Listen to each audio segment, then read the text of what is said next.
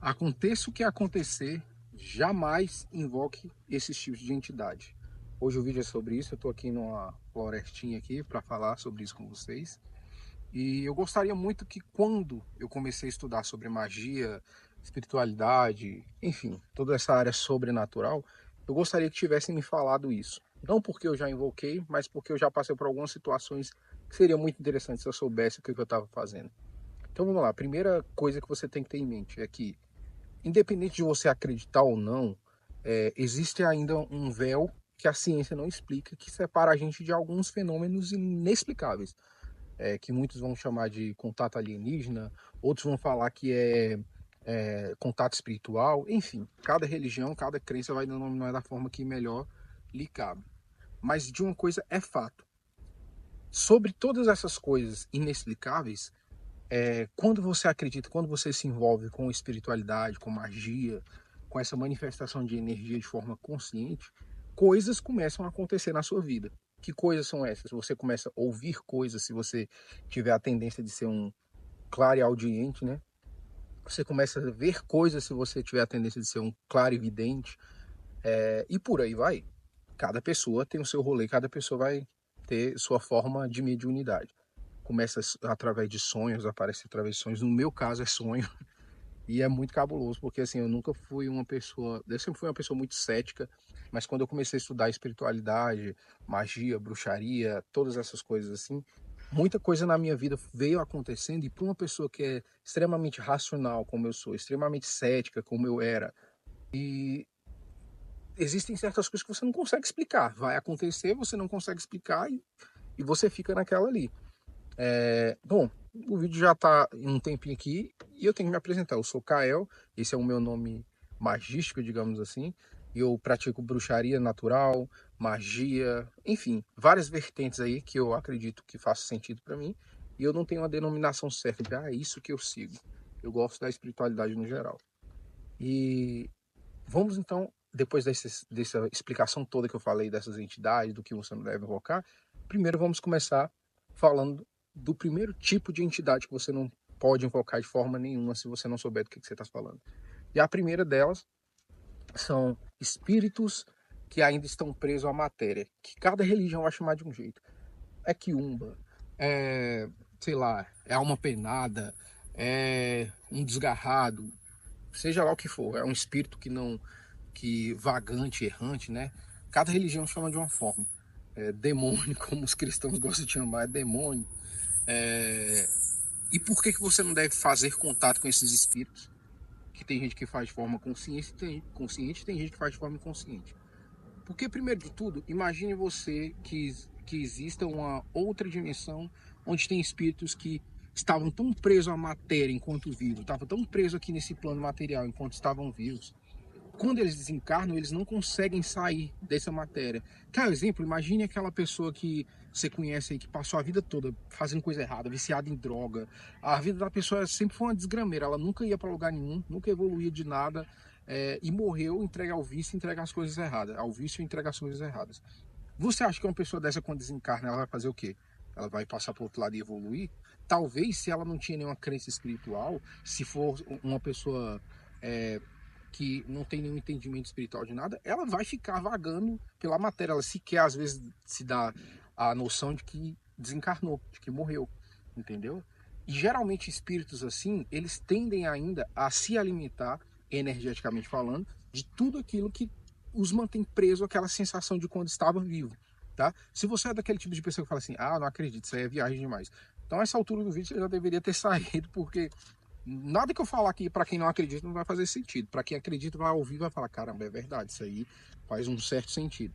Então, assim, esses espíritos por si só, eles já são, enquanto vivos, já são pessoas que são muito errantes.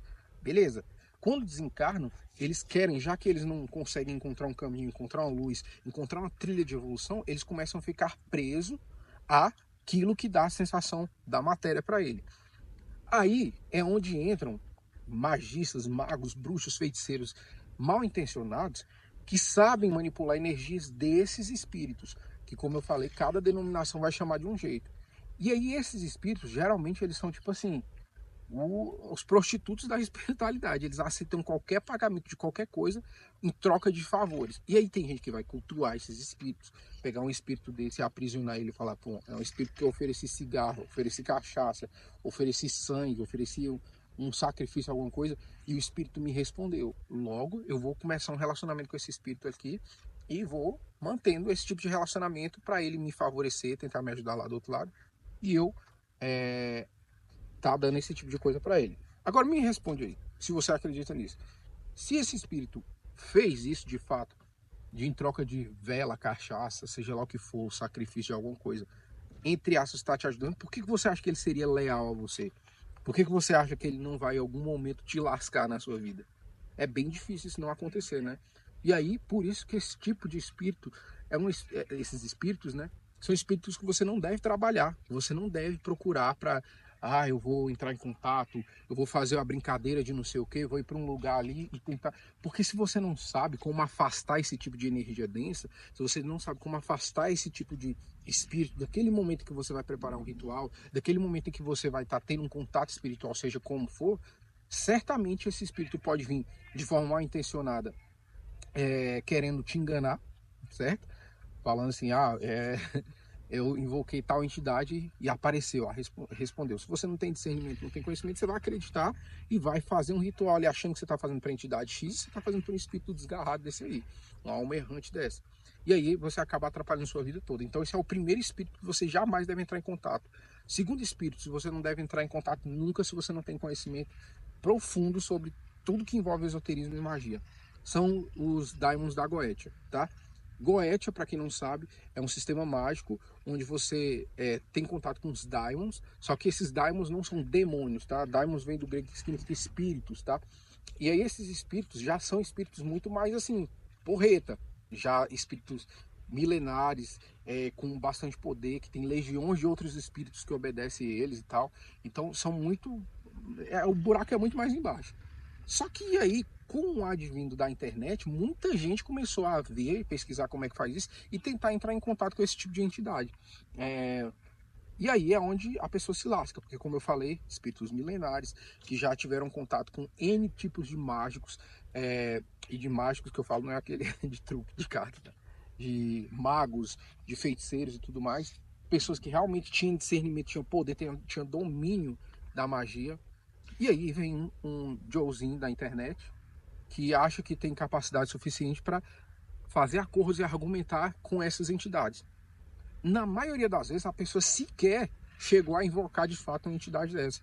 Ela está ali invocando, sei lá, um espírito qualquer que está se aproveitando daquele cenário mágico todo e daquele contato e falou, um trouxa ali que está acreditando, está fazendo contato com um daimon.